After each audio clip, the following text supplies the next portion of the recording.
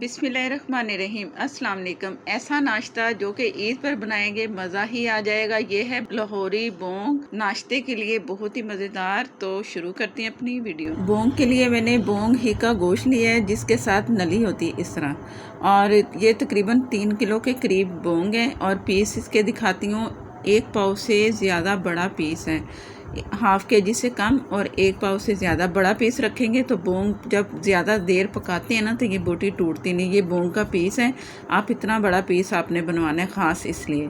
अगर छोटी बोटी होगी तो ज़्यादा पकाएंगे तो वो बहुत ही फिर गल जाती है, फिर वो मज़ा नहीं आता। तो इसे पानी में धोने के लिए मैं रखती हूँ। पानी का बर्तन लेंगे, बड़ा बर्तन, उसमें मैंने पानी डाल दिया है और सारे पीसेस इसमें डाल के हल्का कतरा नहीं, जैसे पानी का नलके के नीचे रख दें, कतरा कतरा आधा घंटा या घंटा पड़ा रहने दें। इसके बाद फिर पानी में पड़े रहने दें इसे 1.5 से 2 घंटे, और इसके बाद फिर आप देखना है इसकी रंगत कैसी है। ये मैं आपको दिखा रही हूँ।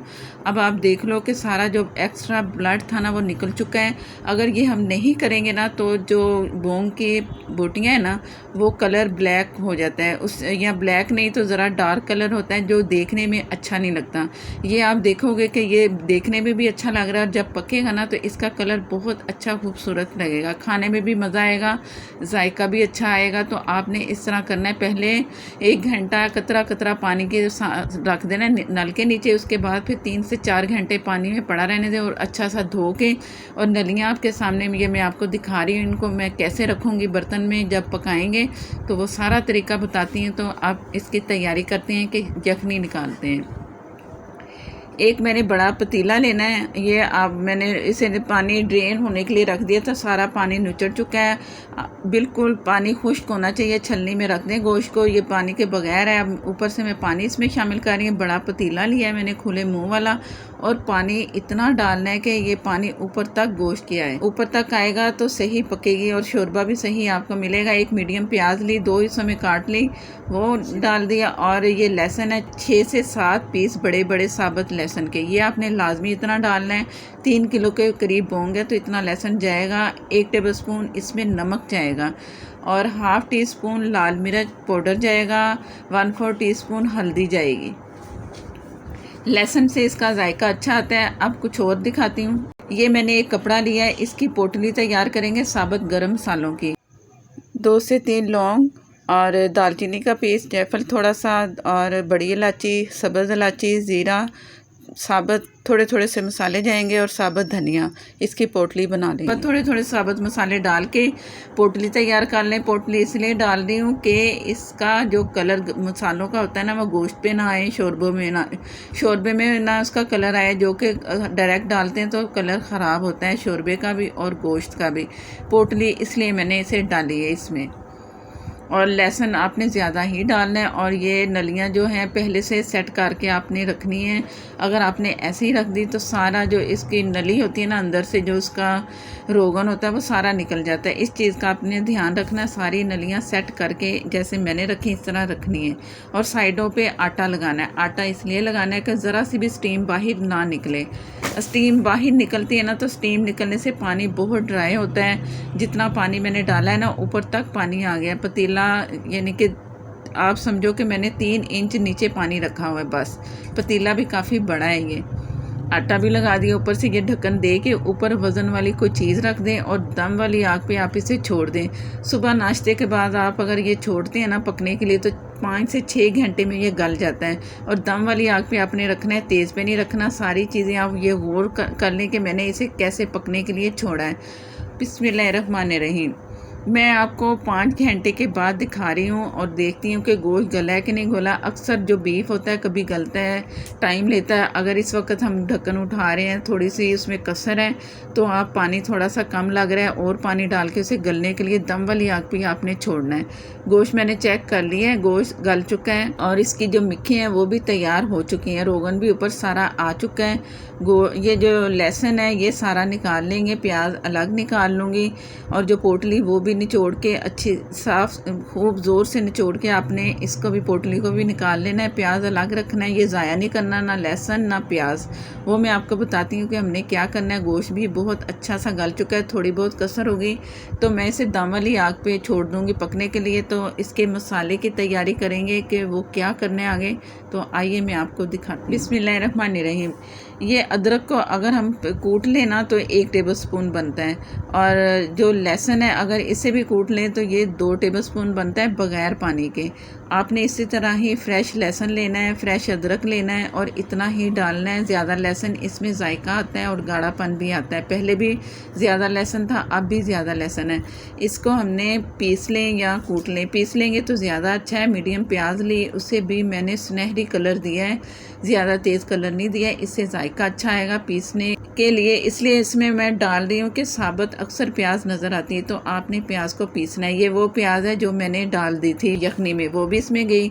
लहसुन का गूदा भी निकाल लेंगे और ये गरम मसाला इसका तैयार करेंगे। ये है सब्ज़ इलायची 2 और बड़ी इलायची 1 और बादियान के फूल 2 और पिपली 2। ये आपको पंसार से पिपली मिल जाएगी, ये भी आपने इसमें शामिल करना है। जायफल और जवतरी थोड़े थोड़े से, और 1 तेज़पात, साबुत धनिया 2 टेबलस्पून, ज़ीरा 1 टीस्पून और लौंग 3 अदद। ये है सारा उसका बोंग का मसाला जो कि आपने तैयार करना है। 1/2 टेबलस्पून सौंफ गई इसमें और दालचीनी का तकरीबन 1 इंच का पीस हो गया। ये है कलवंजी 1/4 टीस्पून।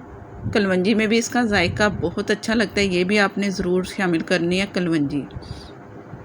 ये मसाला पीस के अलग रख लेंगे और अब तैयारी करते हैं मसाले की। पहले मैं इसमें ऑयल जो है ना मैंने सारा ऊपर से उतार लिया था। घी मैं बिल्कुल नहीं डालूँगी, जो इसका अपना बोंग का गोश्त ऊपर से यखनी से उतरा है ये मैंने उतार लिया था।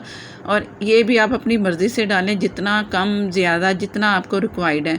ये जो जिससे खाना बनाते हैं ना चम्मच, ये वो वाला चम्मच है, तो ये मैं 2 भर के इसमें शामिल कर दूँगी। एक्स्ट्रा ऑयल जैसे हमारे पास घी या ऑयल होता है वो नहीं इसमें शामिल कर रही। 2 टेबलस्पून लाल मिर्च पाउडर इसमें जाएगी। थोड़ा सा मसाला ज़रा मैं चम्मच चला लूँ ताकि मिर्चें ना जले। मीडियम फ्लेम से कम फ्लेम है। 1/2 टीस्पून हल्दी जाएगी इसमें, और गरम मसाला जो हमने आम नॉर्मल गरम मसाला है वो इसमें डाला है मैंने 1 टीस्पून। इसे चम्मच से थोड़ा सा चला लेंगे और जो मसाला हमने तैयार किया 1 टेबलस्पून फुल भर के आपने इसमें शामिल कर देना। बाकी जो बचेगा वो एंड पे आपने डालना है, उससे खुशबू बहुत अच्छी आएगी और जायका भी आएगा। जो हमने प्याज लहसुन अदरक पीसा था वो इसमें शामिल कर दिया, सारे का सारा डाल देंगे इसमें। और ये लहसुन जो मैंने साबुत डाला था यखनी में वो मैंने सारा निचोड़ लिया, थोड़े से पानी में डाल के हाथों से मसल के पूरा लहसुन निचोड़ के छिलके फेंक दिए और ये लहसुन इसमें शामिल कर दिया। 2 दफ़ा लहसुन इसमें गया है। जिसमें हमने प्याज और लहसुन अदरक पीसा था उसमें पानी डाला, थोड़ा सा इसमें शामिल कर दिया। जो मैंने इसका फ्लेम रखा है वो मीडियम से कम रखा हुआ है, उससे भी आप और कम कर ले, जलने नहीं देना, मसाला पकने देना है। और ये है कश्मीरी लाल मिर्च, है तो आप डाल सकते हो, इससे ये है कि कलर अच्छा आएगा, ये आपकी मर्ज़ी पर है।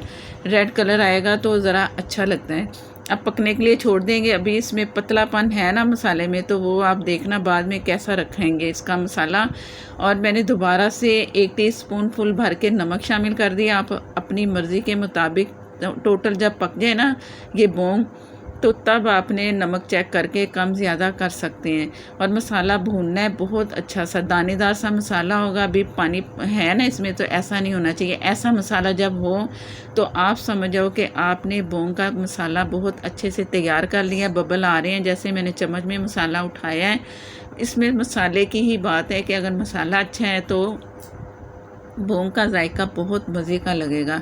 ये आपने ज़रूर करना है, इस तरह का मसाला होना चाहिए। कलर भी अच्छा आ चुका है, मसाला भी भुन चुका है। गोश्त डाल देंगे। तमाम गोश्त मैंने इसमें से निकाल लिया था यखनी से। यखनी मैंने छान के रख ली है, उसमें छोटे छोटे से पीसेस होते हैं हड्डियों के, वो मैं आपको दिखाती हूँ। 1 से 2 मिनट आपने गोश्त को इसमें भूनना है अच्छा सा, ताकि अच्छी खुशबू आए और अच्छा जायका आपको मिले। यखनी मैंने सारी शामिल कर दी और ये हड्डियाँ जो निकली थी ये फेंक देंगे। छोटे छोटे से पीसेज हैं। यखनी को आपने ज़रूर ऐसे छान के फिर डालना है। इससे ये होगा कि सारी हड्डियाँ निकल जाएंगी छोटी छोटी। मिखे डाल दें, अभी मिखे मैंने निकाली नहीं। ये भी आप सेट करके रख दें और दम वाली आग पे इसे आपने पकने के लिए छोड़ देना है। मिखे आप अपनी मर्ज़ी से 5, 6, 7 जितनी रखनी रख लें। बिस्मिल्लाहिर्रहमानिर्रहीम। ये मैं आपको दिखा रही हूँ, तकरीबन आधा घंटा भी रख सकते हैं, 25 मिनट भी रख सकते हैं। दम वाली आग पे इस तरह पकने दें। मिखे भी निकल रही हैं अपने आप मज़ेदार सी। ये बोंग आप सब के लिए हाज़िर है। आपने ईद पे ये ज़रूर ट्राई करनी है। नाश्ते में बनाएं, रात को रख दें या सुबह पकाएं। लेकिन अगर रात को रख देंगे, सुबह आप तैयार करेंगे तो ज़्यादा मज़ा आएगा। मैं भी अक्सर ये रात को हल्की दम वाली आग पर छोड़ देती हूँ और पकने देती हूँ और सुबह फजर के बाद फिर मैं चेक कर लेती हूँ। अगर तैयार हो जाए तो फिर मैं चूल्हा बंद कर देती हूँ या उसी वक्त ही सारा इसका मसाला वगैरह भून के तैयार करके छोड़ दें।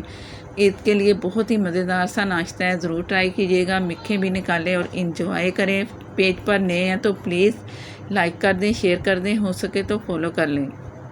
अगर आप मेरे चैनल पर नए हैं तो प्लीज़ मुझे सपोर्ट करने के लिए मेरे चैनल को सब्सक्राइब कर लें। साथ में जो बेल है ज़रूर प्रेस किया करें, उसी से ही मेरी नई आने वाली वीडियो आप तक पहुंचेंगी। गोश्त भी बहुत अच्छा गल चुका है और कलर देख लो बीफ का कितना अच्छा कलर आया है। ये सिर्फ धोया है ना, जो मैंने इतनी देर रखा है फिर धोया है, तो इससे ये बीफ का कलर अच्छा आता है। नहीं तो अक्सर बीफ का कलर बहुत चेंज हो जाता है। जो ज़रूर आपने इसी तरह गोश्त को ट्राई करना है। और नेक्स्ट वीडियो तक के लिए मुझे दें इजाज़त। अल्लाह हाफिज़।